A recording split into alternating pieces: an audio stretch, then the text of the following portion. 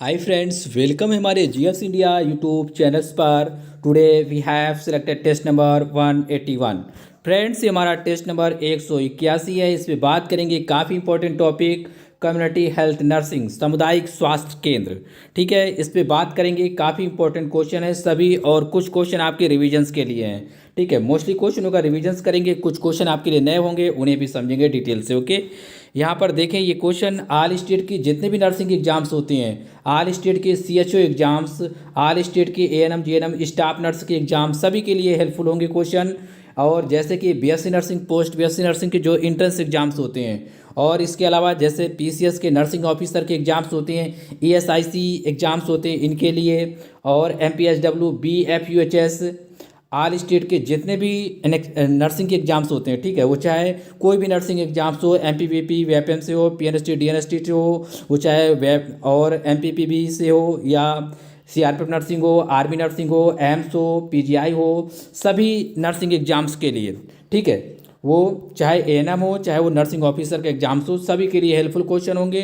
और सभी selective question है, ये एग्जाम्स में पूछे गए क्वेश्चन है। इसी प्रकार से एग्जाम्स में क्वेश्चन पूछे जाते हैं, आप देख सकते हैं अपनी स्क्रीन पर, और इन्हें सॉल्व करें आप। ठीक है, क्वेश्चन नंबर फर्स्ट है ये आपकी स्क्रीन पर। ज़्यादा से ज़्यादा आप क्वेश्चनों को सॉल्व किया करें, अपने आंसर बताया करें कमेंट बॉक्स में, इससे आपका टेस्ट कॉन्फिडेंस बढ़ता है। ठीक है, तो चलिए सॉल्व करते हैं। टीटी की 3 खुराक के साथ टिटनेस के खिलाफ टीकाकरण का एक पूरा कोर्स कितने वर्ष के लिए प्रतिरक्षा प्रदान करता है? A complete course of vaccination against tetanus with 3 doses of the TT provide immunity for how many years? Question आप पढ़ लें, फिर इसके बाद आंसर बताएं। इसमें जो क्वेश्चन पूछा गया है, इसमें पूछा गया है जो टीटी होता है, टीटी की अगर 3 खुराक 3 डोजेज का कोई व्यक्ति कोर्स कर लेता है, तो वो इम्यूनिटी कितने वर्ष के लिए प्रोवाइड होती है उसे, या कितने दिन के लिए उसे इम्यूनिटी या प्रतिरक्षा मिल जाती है। ठीक है, क्या है इसका राइट आंसर? ऑप्शन डी इसका राइट आंसर है। क्या? ऑप्शन डी, 10 वर्ष के लिए। ठीक है, 10 वर्ष के लिए उसे मिल जाता है, 10 ईयर्स के लिए, 10 वर्ष के लिए उसे अगर वो तीनों डोजेज लगवा लेता है, ठीक है, कोई भी हो, अगर वो तीनों डोजेज ले लेता है तो उसे कितने वर्ष के लिए प्रतिरक्षा मिल जाती है, इम्यूनिटी प्रोवाइड हो जाती है? 10 वर्षों के लिए। एक बात और समझे, मान लो कि यहाँ पर 10 ईयर्स दिया गया है, मान लो कभी दिया जाता है 1 वर्ष, 2 वर्ष, 3 वर्ष, 5 वर्ष, ठीक है, और 10 वर्ष ना लिखा हो, मान लो कि 10 वर्ष ना लिखा हो, तो 5 वर्ष वाला आपका आंसर सही होगा। कौन सा? 5 वर्ष, 5 ईयर्स। ओके, ज़्यादातर आपको 10 ईयर्स मिलेगा एग्जाम्स में, 10 ईयर्स मिलेगा कि 10 साल के लिए जो टीटी की डोजेज होती है, अगर कोई व्यक्ति तीनों कोर्स कर लेता है, मतलब तीनों डोजेज ले लेता है, तो फिर इसके बाद क्या होता है, उसे 10 साल के लिए इम्यूनिटी प्रोवाइड की जाती है। फिर इसके 10 साल के बाद क्या होता है, उसे बूस्टर लेना होता है। हर एक डिकेड में क्या होता है, बूस्टर लेना होता है। मान लो कि यहाँ पर 5 वर्ष ना मेंशन किया गया, 5 वर्ष ना दिया गया, ठीक है, तो सॉरी 10 वर्ष ना दिया गया, तो आपका आंसर 5 वर्ष सही माना जाएगा। ठीक है, 5 वर्ष आपका आंसर सही माना जाएगा। 90% केसेस में आपको 10 ईयर्स मिलेगा कि 10 साल के लिए टीटी के तीनों डोजेस कोई व्यक्ति ले लेता है, तो उसे क्या होता है, 10 साल के लिए इम्यूनिटी प्रोवाइड हो जाती है। ओके, अब चलते हैं नेक्स्ट क्वेश्चन पर। क्वेश्चन नंबर नेक्स्ट है आपकी स्क्रीन पर 2। पढ़ें फिर आंसर बताएं। काफ़ी अच्छा क्वेश्चन है, पब्लिक सर्विस कमीशन में भी पूछा जा चुका है, पीसीएस एग्जाम्स में। ठीक है, नर्सिंग के लिए तो वेरी वेरी इंपॉर्टेंट है। किस उद्योग में काम करने वाले लोगों को ब्लैक लंग बीमारी हो जाती है? ब्लैक लंग बीमारी हो जाती है। People working in which industry get black lung disease? क्या है इसका राइट आंसर? कमेंट करिए अपना आंसर। काफ़ी अच्छा क्वेश्चन है, सीएचओ एग्जाम्स में भी पूछा जा चुका है ये। ऑप्शन ए इसका राइट आंसर है। क्या? ऑप्शन ए, कोयला उद्योग में, कोल इंडस्ट्री में काम करने वाले जो लोग होते हैं, उनको ब्लैक लंग डिसीजेज हो जाती है। कौन सी डिसीजेज? Black lungs. यहाँ पर कोयला उद्योग का मतलब है कि जो लोग कोयलों की खानों में काम नहीं करते, जो लोग कोयलों की खानों में काम करते हैं, उनको क्या होता है, ये ब्लैक लंग डिसीजेज होने के ज़्यादा चांसेज होते हैं। क्यों होते हैं कि क्योंकि वो लोग क्या करते हैं, जो कोयले की डस्ट होती है, जो कोल डस्ट होती है, उसके संपर्क में वो ज़्यादा रहते हैं। ठीक है, ज़्यादा अगर लंबे समय तक रहते हैं और वो उसी वातावरण में रहेंगे, अगर आपने नहीं देखा तो कभी यूट्यूब पे देख लेना कि किस तरह की ये कोल डस्ट माइनिंग होती है। ठीक है, तो आपको दिखाया जाएगा कि कितने अंदर से कोयला निकाला जाता है वहाँ पर। जैसे कि हमारे यहाँ मिट्टी धूल वूल होती है ना, इसी प्रकार से क्या होता है, अंदर कोयले की धूल होती है। क्या? कोयले की धूल होती है, जिसे कोल डस्ट कहा जाता है। ठीक है, कोल डस्ट होता है। तो जब लोग वो सांस लेते हैं, इनहेलिंग करते हैं, ठीक है, तो वो उनके बाई नोजल बाई माउथ उनके लंग्स में जाके पहुंच जाती है और उनके लंग्स को प्रभावित करती है या उनके लंग्स को सीज भी कर सकती है। ठीक है, इससे बहुत भयंकर भयंकर और भी डिसीज हो जाती हैं। ये आपके लिए तो कॉमन डिसीज है कि ब्लैक लंग डिसीज उनको हो जाती है जो कोल माइनर में काम करते हैं, मतलब कोयले की खदानों में काम करते हैं। ठीक है, कभी कभी ऐसा लिखा जाता है यहाँ पर, जैसे मैंने लिखा है कोयला उद्योग, तो कभी कभी एग्जामिनर लिखता है कोल माइनिंग। ठीक है, कोयले की खाने। ठीक है, कोल माइनिंग में जो लोग काम करते हैं उनको ब्लैक लंग्स डिसीजेज हो जाती है, क्योंकि जब भी वो सांस लेते हैं तो उनके अंदर क्या होते हैं, कोयले के डस्ट पार्टिकल चले जाते हैं और उनके फेफड़ों में जम जाते हैं जाके, और उसे सीज भी कर देते हैं, उन्हें सांस लेने में भी प्रॉब्लम होती है। जब भी अगर आपसे पूछा जाए कि जो ब्लैक लंग डिसीजेज है, ठीक है, इससे क्या प्रॉब्लम हो सकती है, तो सांस लेने में प्रॉब्लम ज़्यादा होती है। ठीक है, अभी बात करेंगे बारी बारी से नेक्स्ट क्वेश्चन पे, समझेंगे हम। नेक्स्ट है यहाँ पर क्वेश्चन नंबर 3। क्वेश्चन नंबर 3 पढ़ें फिर आंसर बताएं। एंटी ट्यूबरकुलोसिस डे कब मनाया जाता है? When is anti tuberculosis day celebrated? क्या है इसका राइट आंसर? कमेंट करें अपना आंसर। ऑप्शन बी इसका राइट आंसर है। क्या? Option B. लास्ट में बताया करें आपने कितने क्वेश्चन सही किए, क्या आपकी कैसी तैयारी चल रही है। ठीक है, 24 मार्च को 24 मार्च को एंटी ट्यूबरकुलोसिस डे, मतलब कि एंटी टीबी डे मनाया जाता है। कौन सा डे? Anti TB day. ठीक है, एंटी ट्यूबरकुलोसिस का मतलब होता है एंटी टीबी डे मनाया जाता है 24 मार्च को। ठीक है, ऑप्शन बी इसका राइट आंसर है। और ये मनाया किस लिए जाता है? ये अवेयरनेस फैलाने के लिए। किस लिए? ये अवेयरनेस फैलाने के लिए मनाया जाता है। ठीक है, लोगों में जागरूकता फैले टीबी के प्रति, लोग जागरूक हों कि ये बीमारी कैसे कैसे फैलती है, इसे कैसे रोका जा सकता है, क्या इसके सुझाव हैं, क्या उपाय हैं, इसका भी इलाज कैसे कराया जा सकता है। ठीक है, इसी के बारे में इसमें ट्यूबरकुलोसिस में समझते हैं। टपेडिक कहते हैं। ठीक है, इसी को टपेडिक भी कहते हैं। 24 मार्च को प्रति वर्ष मनाया जाता है। ओके, ऑप्शन बी इसका राइट आंसर है। नेक्स्ट एक क्वेश्चन नंबर आपकी स्क्रीन पर 4, वेरी वेरी इंपॉर्टेंट। ये भी क्वेश्चन पूछा जा चुका है एग्जाम्स में। कुष्ठ रोग आमतौर पर किसके माध्यम से फैलता है? Leprosy is usually spread through. According to option you have to select the right answer. क्या है इसका राइट आंसर? इसका जो राइट आंसर होगा ऑप्शन ए होगा। क्या? ऑप्शन ए, मिल्क, दूध के माध्यम से फैलता है। कुष्ठ रोग जो होता है ये किसके माध्यम से फैलता है? ये दूध के माध्यम से फैलता है। जो लेप्रोसी होता है इसी को और एक नाम होता है जिसे जाना जाता है, इसे हैंसन डिसीज के नाम से जाना जाता है। कौन से डिसीज? हैंसन डिसीज के नाम से जाना जाता है। ये काफ़ी इंपॉर्टेंट एग्जाम्स में पूछा जा चुका है। ठीक है, कुष्ठ रोग को किस नाम से जाना जाता है? हैंसन डिसीजेज के नाम से जाना जाता है। और कुष्ठ रोग ज़्यादातर किसके माध्यम से फैलता है? आमतौर पर ये दूध के माध्यम से फैलने वाली बीमारी है। एक बार क्वेश्चन पूछा गया था पब्लिक सर्विस कमीशन में, याचमा मतलब होता है टीबी। ठीक है, सॉरी, याचमा एक बीमारी मतलब इसी के लिए लिया जाता है। याचमा एक डिसीज होती है, ये किसके माध्यम से फैलती है? अगर आपको आता है तो आप बता सकते हैं इसे कमेंट बॉक्स में। ये भी दूध के माध्यम से फैलती। किसके माध्यम से? मिल्क के माध्यम से फैलती। तो आपको इतनी बात ध्यान रखनी चाहिए, जो लेप्रोसी होती है, कुष्ठ रोग होता है, ये जनरली क्या होता है? सामान्यतः दूध के कारण होता है। ओके, अब कभी बात करेंगे डिटेल्स में, कभी नेक्स्ट वीडियो में लाएंगे से। अभी यहाँ पर आप ज़्यादा से ज़्यादा प्रैक्टिस करें। आप इतना समझें कि क्वेश्चन में पूछा किस प्रकार से गया, पूछा गया क्वेश्चन, इसलिए क्वेश्चन टू आंसर याद कर लेना। फिर बताएंगे वो प्रोसेस क्या होता है जिसके माध्यम से ये हो सकता है या होता है लोगों में। अब क्वेश्चन नंबर 5 पढ़ें फिर आंसर बताएं। दो जीवित टीकों के बीच कितने सप्ताह का अंतर होना चाहिए? How many weeks should there be a difference between two life vaccine? दो जीवित वैक्सीन या दो लाइफ वैक्सीन के बीच कितने सप्ताह का अंतर होना चाहिए? कम से कम कितने वीक का अंतर होना चाहिए? ऑप्शन डी इसका राइट आंसर होगा 4 सप्ताह का। कितना? 4 वीक का। 4 वीक का मतलब है कि 28 दिन का अंतर होना चाहिए। कितने? 28 दिन का अंतर होना चाहिए। 4 सत्ते 28 होता है। आपको पता है एक सप्ताह में कितने दिन होते हैं? 7 दिन होते हैं। तो 4 में कितने? 7 चौके 28 होगा। 28 डेज पर दूसरा लाइफ वैक्सीन लगवाना चाहिए। इसके पहले नहीं, इसके पहले प्रॉब्लम कर सकता है। ठीक है, तो कम से कम जो 4 सप्ताह का समय होना चाहिए दो लाइफ वैक्सीन के बीच। अगर 2 जीवित टीके लगाए जा रहे हैं किसी व्यक्ति को तो कम से कम 4 सप्ताह का मतलब 28 दिन का अंतर होना चाहिए। जो पहला डोज से दूसरा डोज लिया जाएगा या दूसरे से तीसरा लिया जाएगा, उनमें सब में 28 दिन का अंतर होना चाहिए एटलीस्ट। ओके, ऑप्शन डी इसका राइट आंसर है। नेक्स्ट है क्वेश्चन आपकी स्क्रीन पर, क्वेश्चन नंबर 6 पढ़ें फिर आंसर बताएं। बीसीजी दिया जाता है, BCG is given according to option, आप बताएं किसके माध्यम से दिया जाता है? क्या है इसका route? Option D sorry option C इसका राइट आंसर है। क्या? Option C, option C is the right answer. Intradermal दिया जाता है। कैसा दिया जाता है?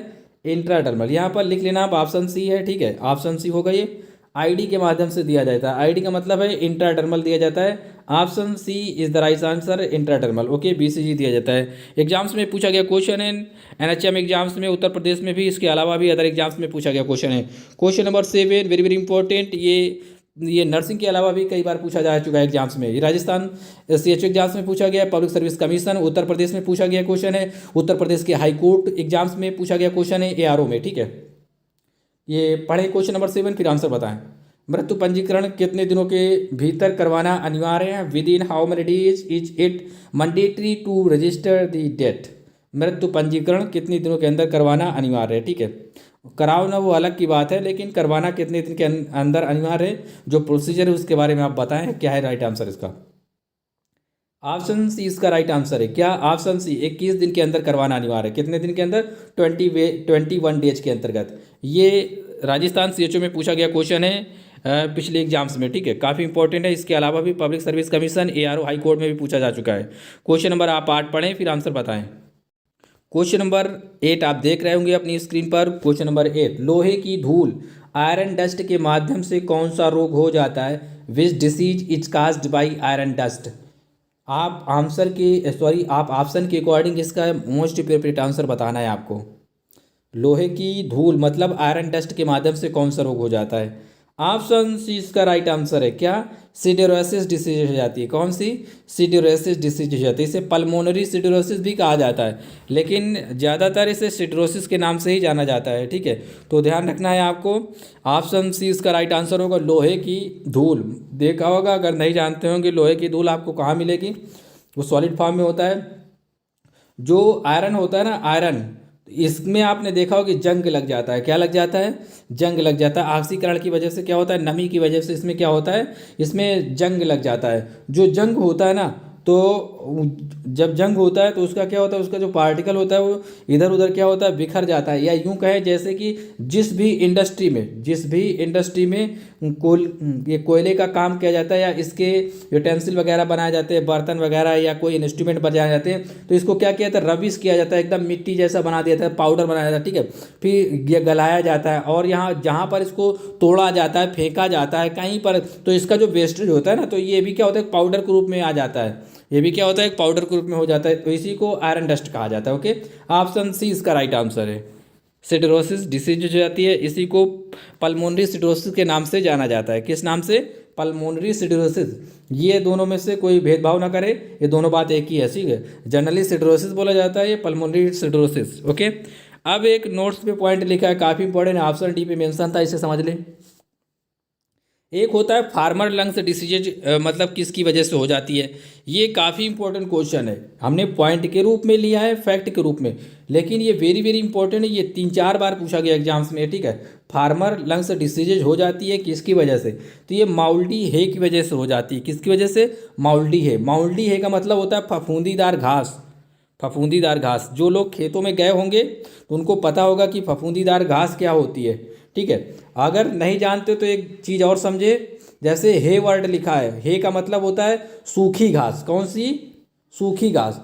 तो सूखी जो घास होती है, किसान लोग क्या करते हैं? वो जानवरों को खिलाते हैं, या क्या करते हैं? उसको हिला के खेत से बाहर करते हैं, या उसमें जो वेस्टेज के रूप में कोई भी फसल बोते हैं, तो फिर इसके बाद क्या करते हैं? उस घास को हटाया जाता है खेतों से। क्या किया जाता है? उस फील्ड से, उस एरिया से वो जो भी घास होती है उसे हटा दिया जाता है। हटाने के बाद उसे हिलाया जाता है। हिलाने के बाद उसके जो डस्ट पार्टिकल होते हैं वो सांस लेने के माध्यम से वो किसानों के अंदर चले जाते हैं। तो इसीलिए इसे फार्मर लंग्स कहा जाता है, और ये लंग्स को प्रभावित करती है, इसलिए इसे फार्मर लंग्स कहा जाता है। हे, मान लो कि यहाँ पर लिखा है माउल्डी है, ना लिखा हो माउल्डी है, क्योंकि पब्लिक सर्विस कमीशन में भी ये क्वेश्चन पूछा गया है। पब्लिक सर्विस कमीशन में पूछा गया था क्वेश्चन कि फार्मर लंग्स डिसीजेज हो जाती है किसकी वजह से? तो ये सूखी घास की वजह से हो जाती है। ठीक है, तो उसमें सूखी घास लिखा था ऑप्शन में, फिर ब्रैकेट में हे लिखा था, ये वाला स्पेलिंग HAY। तो ये ध्यान रखना है आपको। फफूंदी घास, फफूंदी घास क्या होती है? फफूंदीदार घास। जैसे कि मान लो कहीं क्या होता है, किसान लोग क्या करते हैं, खेत से जो भी जुताई होती है, जुताई करने के बाद क्या होता है, किसान क्या करते हैं, खेत से क्या करते हैं, उस वेस्टेज को बटोर लेते हैं, कलेक्ट कर लेते हैं। ठीक है, तो जब उसको कलेक्ट करते हैं तो एक जगह पे उसे रख दिया जाता है। कहीं पर क्या होता है? रख दिया जाता है खेत के किनारे पर, और फिर क्या होता है, उसमें फफूंदी बन जाती है। क्या होता है, फफूंदी बन जाती है। फिर अगर उसको हटाया जाता है या उसमें आग लगाई जाती है तो उससे क्या होता है, जब हटाया जाता है तो वो क्या होता है, रबिश के माध्यम से, मतलब कूड़े की, मतलब मिट्टी के माध्यम से वो क्या होती है, उड़ने लगती है और वो सांस लेने में किसानों के लंग्स तक चली जाती है। इसी को फार्मर लंग्स कहा जाता है, लंग्स को प्रभावित करती है। ओके, उम्मीद करता हूँ समझे होंगे आप। अब चलते हैं नेक्स्ट क्वेश्चन की ओर। क्वेश्चन नंबर है हमारा 9, आपके स्क्रीन पर पढ़ें फिर आंसर बताएं।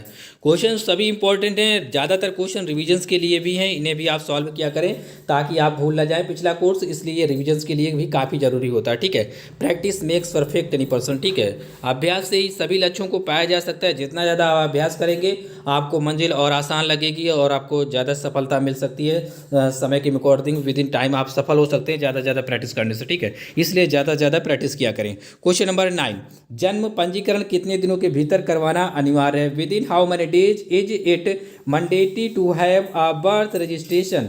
क्या है इसका राइट आंसर? कमेंट करें अपना आंसर। ये सभी क्वेश्चन मैंने कराए हैं आपको। ऑप्शन सी इसका राइट आंसर होगा 21 दिन। कितना? 21 दिन, 21 डेज।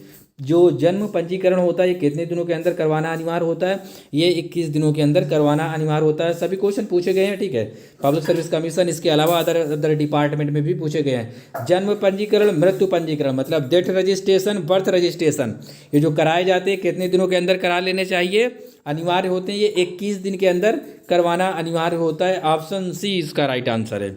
नेक्स्ट क्वेश्चन आपकी स्क्रीन पर, क्वेश्चन नंबर 10, कोयले की धूल के माध्यम से कौन सा रोग हो जाता है? Which disease is caused by coal dust? देखिए, ऊपर क्वेश्चन दूसरी तरह पूछा गया था, यहाँ पर क्वेश्चन दूसरी तरह पूछा गया। According to option right answer बताएं आप। ऑप्शन बी इसका राइट आंसर होगा। क्या? Option B, anthracosis. Anthracosis disease हो जाती है कोयले की धूल से या कोल डस्ट के माध्यम से। ओके, ऑप्शन बी इसका राइट आंसर होगा। उम्मीद करता हूँ आप समझ गए होंगे इसका आंसर।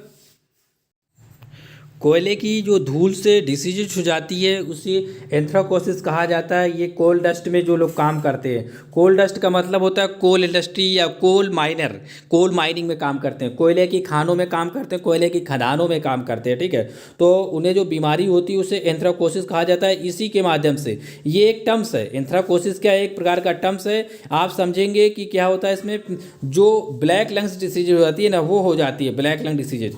या यूँ समझे आप कि फेफड़ों में क्या होती है, प्रॉब्लम्स होती है। जब भी क्या करते हैं वो सांस को लेते हैं, सांस खींचते हैं या इनहेलिंग करते हैं। ठीक है, इनहेलिंग करते हैं तो सांस के माध्यम से क्या होती है, कोल डस्ट, कोयले की धूल उनके नाक या मुंह के माध्यम से उनके फेफड़ों में चली जाती है और उनके फेफड़ों को प्रभावित करती है और सांस लेने में उनको काफ़ी ज़्यादा प्रॉब्लम होती है। ठीक है, तो इसी को एंथ्राकोसिस कहा जाता है। ठीक है, अलग अलग ऑप्शन होते हैं, अलग अलग हिसाब से इन्हें दिया जाता है हर बार एग्जाम्स में, कि आपको यही समझना चाहिए कि ऑप्शन के अकॉर्डिंग आपको आंसर बताना चाहिए हमेशा। ठीक है, तो कोयले की धूल के माध्यम से कौन सा रोग हो जाता है? एंथ्राकोसिस रोग हो जाता है। ये CHO एग्जाम्स में पूछा गया है, इसके अलावा भी कई अदर डिपार्टमेंट एग्जाम्स में, कमीशन में पूछा गया क्वेश्चन है। ठीक है, यहाँ पर देखें आप, ये लिखा है pneumoconiosis, CWP, and it is known as the black lung diseases. इसी को ब्लैक लंग डिसीजेज के नाम से जाना जाता है। ठीक है, इसी को ब्लैक लंग डिसीज के नाम से। ये CWP क्या है? ठीक है, इसका मतलब होता है जो कोल वर्कर्स होते हैं, कोल वर्कर्स में डिसीज पाई जाती है। कोल वर्कर, ये लिखा है निमोनोकोनेसिस। क्या लिखा है? ये थोड़ा टफ लिखा है, ये लिखा है न्यूमोकोनेसिस। ठीक है, CWP का मतलब, C मतलब होता है कोल, W मतलब होता है वर्कर्स और P मतलब ये वर्ड जो यहाँ पर लिखा है। ठीक है, न्यूमोकोनेसिस। ठीक है, तो CWP डिसीज हो जाती है। इसी को मतलब ये यूँ समझे एंथ्राकोसिस की वजह से ये डिसीज हो जाती है। या जो लोग कोल माइनिंग में काम करते हैं, CWP शॉर्टकट में कहेंगे इसे, और ये नाम भी प्रचलन में रहता है, न्यूमोकोनेसिस डिसीजेज। ओके, तो ध्यान रखना है आपको, ये भी किसके माध्यम से होती है? कोयले डस्ट की वजह से होती है। अलग अलग नाम होते हैं, इनका नाम लिया जाता है अलग अलग तरह से इन्हें, और ब्लैक लंग डिसीजेज भी कहते हैं। ओके, हो जाती है। जैसा क्वेश्चन पूछा जाए आपको उसी हिसाब से आंसर सेलेक्ट कर लेना चाहिए ऑप्शन के अकॉर्डिंग। क्वेश्चन नंबर आप 11 पढ़े फिर आंसर बताएं। क्वेश्चन नंबर 11 यहाँ पर पूछा गया है क्वेश्चन, पैम स्मीयर टेस्ट किया जाता है, आपको बताना है किसके लिए किया जाता है। पैम स्मीयर टेस्ट इज डन, कई बार इसे बताया भी मैंने है। क्या है इसका राइट आंसर? ऑप्शन सी इसका राइट आंसर है, सर्वाइकल कैंसर के लिए किया जाता है। ठीक है, डिटेक्शन किया जाता है सर्वाइकल कैंसर का पैप स्मीयर टेस्ट से। या पैप टेस्ट कभी कभी कहा जाता है, कभी कभी स्मीयर टेस्ट लिख दिया जाता है, तो ध्यान रखना चाहिए पूरा नाम कभी कभी स्मीयर टेस्ट भी कह देते हैं, ठीक है। तो पैप स्मीयर टेस्ट जो होता है ये सर्वाइकल कैंसर का डिटेक्शन करता है। ऑप्शन सी इसका राइट आंसर है। नेक्स्ट है क्वेश्चन नंबर आपकी स्क्रीन पर, क्वेश्चन नंबर 12 पढ़ें फिर आंसर बताएं। रेबीज के लिए जिम्मेदार वायरस है the responsible for rabies, the virus responsible for rabies, क्या है राइट आंसर इसका? ऑप्शन डी इसका राइट आंसर है लाइसा वायरस। क्या है? लाइसा वायरस। रेबीज के लिए जो जिम्मेदार कारक है या कास्टिव ऑर्गेनिज्म है वो लाइसा वायरस है। और रेबीज जो हो जाता है लाइसा वायरस टाइप 1 की वजह से होता है। किसकी वजह से? लाइसा वायरस लिख लेना, टाइप 1। कौन सा टाइप? टाइप 1 रेबीज के लिए जिम्मेदार है, ठीक है। लाइसा वायरस टाइप 1 की वजह से हो जाता है। Option D is the right answer. Next एक क्वेश्चन आपकी स्क्रीन पर, क्वेश्चन नंबर है यहाँ पर 13, क्वेश्चन नंबर 13 पढ़ें फिर आंसर बताएं आप। स्मॉल पॉक्स के लिए जिम्मेदार है, smallpox is responsible for, according to option बताएं राइट आंसर इसका क्या है? ऑप्शन बी इसका राइट आंसर है। क्या? Option B variola. Smallpox के लिए जो जिम्मेदार कास्टिव ऑर्गेनिज्म है वो वेरिओला वायरस है, एक प्रकार का वेरिओला जिम्मेदार है स्मॉल पॉक्स के लिए। काफ़ी इंपॉर्टेंट है, ध्यान रखिए। जिस तरह बताया कई बार डिटेल्स में इनको हमने पिछले वीडियो में कवर किया है। यहाँ पर ज़्यादा से ज़्यादा क्वेश्चनों का रिविजन करेंगे, don't wasting your time. Okay, question number है आपकी स्क्रीन पर 14 नंबर, पढ़ें फिर आंसर बताएं। काली खांसी के लिए जिम्मेदार है who is responsible for pertussis, क्या है इसका राइट आंसर? काली खांसी मतलब पर्ट्यूसिस या वूपिंग कप कहते हैं, ठीक है। काली खांसी के बाद आपको यहाँ पर ब्रैकेट में पर्ट्यूसिस मिल सकता है या वूपिंग कप मिल सकता है। अब यहाँ पर आपको राइट आंसर बता रहे हैं। ऑप्शन सी इसका राइट आंसर होगा। क्या? बार्डेटेला। बार्डेटेला एक प्रकार का बैक्टीरिया होता है जो जिम्मेदार होता है काली खांसी या वूपिंग कफ के लिए। किसके लिए? वूपिंग कफ, ऐसे लिखा जाता है वूपिंग कफ। कफ की स्पेलिंग आपको पता होगी, आप यहाँ पर लिख सकते हैं। वूपिंग कफ भी मेंशन किया जाता है, ठीक है। पर्टूसिस का मतलब होता है वूपिंग कफ, काली खांसी से कहा जाता है। इसके लिए जो जिम्मेदार होता है वो बार्डेल, ये पूरा नाम नहीं लिखा, लेकिन जब भी एग्जामिनर पूछता है ना, अगर यहाँ पर पर्टूसिस लिखा होगा तो यहाँ पर पर्टूसिस नहीं दिया जाता, बार्डेटेला पर्टूसिस होता है टोटल पूरा, ठीक है। लेकिन जब पर्ट्यूसिस यहाँ पर लिखा है तो आप इजीली यहाँ पर डिटेक्ट कर लेंगे, इस वजह से क्या होता है नहीं दिया जाता, बार्डेटेला लिखा जाता है। बार्डेटेला पर्ट्यूसिस होता है काली खांसी के लिए जिम्मेदार। हमेशा कोशिश यही किया करें, जब भी एग्जामिनर क्या करता है आपको थोड़ा हिंट देता है, ये जरूरी नहीं कि पूरा खोल के रख दिया आपके सामने, ठीक है। जो भी हिंट देता है उसी के अकॉर्डिंग आपको आंसर सेलेक्ट करना चाहिए कि ऑप्शन के अकॉर्डिंग मोस्ट अप्रोप्रिएट आंसर कौन सा है। ऑप्शन सी इसका राइट आंसर। ओके, यहाँ पर देख लें आप, ये पूरा नाम लिखा है बार्डेटेला पर्ट्यूसिस लिखा है। क्या? बार्डेटेला पर्ट्यूसिस। अब चलते हैं नेक्स्ट क्वेश्चन है, क्वेश्चन नंबर आपकी स्क्रीन पर है 15, 15 नंबर पढ़े फिर आंसर बताएं। क्वेश्चन नंबर आप 15 है आपकी स्क्रीन पर, पढ़ें जल्दी से आंसर बताएं आप। ट्रेंच फीवर के लिए जिम्मेदार वेक्टर कौन सा है? Which vector is responsible for trench fever, क्या है इसका राइट आंसर? कमेंट करें अपना आंसर। ऑप्शन सी इसका राइट आंसर है लाउस। क्या है? लाउस। हमने यहाँ पर इंग्लिश का देवनागरी लिपि में ट्रांसलेशन किया है। बाय द वे आपको लाउस लिखा हो, लाउस के बाद जू लिखा हो। क्या? जू, जा में बड़ा ऊ की मात्रा लिखा है, ठीक है। ये जू, इसका मतलब है जुआ, ठीक है। जो आपकी बॉडी में जुएं हो जाते हैं, ह्यूमन बॉडी में जुएं हो जाते हैं, पेडिकुलोसिस ह्यूमनस के नाम से जाना जाता है इन्हें। क्या? पेडिकुलोसिस ह्यूमनस के नाम से ट्रेंच फीवर के लिए जिम्मेदार होते हैं। कौन से फीवर के लिए? ट्रेंच फीवर के लिए। ऑप्शन सी इसका राइट आंसर है लाउस। ओके, तो ध्यान रखना चाहिए, ऑप्शन सी इसका राइट आंसर है। ब्रैकेट में बाय द वे ना आपको इंग्लिश वर्ड तो मिल ही जाएगा, लाइस। देखो जो लाउस है ये सिंगुलर, क्या है? सिंगुलर नंबर, और लाइस होता है प्लूरल नंबर। लाउस या लाइस ये दोनों बात एक ही है। इसका मतलब होता है बहुत सारे जुआ, इसका मतलब होता है एक जुआ। तो जुआ लिया जाता है, क्या? जू लिया जाता है। हिंदी में अगर लिखा जाता है तो जू। तो आप इस तरह लिख लेना, ट्रेंच फीवर के लिए जिम्मेदार है लाइस लाउस, ऐसे करके लिख लेना ताकि आपको याद रहे, क्योंकि हो सकता है आपको सिंगुलर प्लूरल ज़्यादा अच्छे से ना आते हो। तो लाउस का मतलब होता है एक वचन और लाइस का मतलब होता है बहुत सारे जुएं, ठीक है। लाउस लाइस लिख लेना, ठीक है। ये जुएं कहा जाता है। ट्रेंच फीवर ट्रेंच बुखार के लिए जिम्मेदार होता है। और एक नाम और है जो प्रचलन में रहता है, इसे आप लिख लें, ठीक है। ह्यूमन बॉडी में जो लाउस पाए जाते हैं ये नाम आप लिख लें। यहाँ पर जो मेंशन है स्पेलिंग पी से स्टार्ट है, पेडिकुलस ह्यूमनस के नाम से, ये जुएं का नाम है, ठीक है। जुएं ह्यूमन बॉडी कभी कभी लिखा होता है ह्यूमन बॉडी पेडिकुलस ह्यूमनस, लेकिन ज़्यादातर ये मेंशन किया जाता है नाम। लाउस लाइस लिख लेना, फिर उसके आगे ये नाम लिख लेना, ये ट्रेंच फीवर के लिए जिम्मेदार है। ओके, और एक बात यहाँ पर देख लें, एक पॉइंट लिखा है trench fever also known as, इसे और किस नाम से जाना जाता है? ये लिखा है बार्डेटोनेला। क्या लिखा है? बार्टोनेला क्वेंटीना इन्फेक्शन के नाम से इसे जाना जाता है। किसे?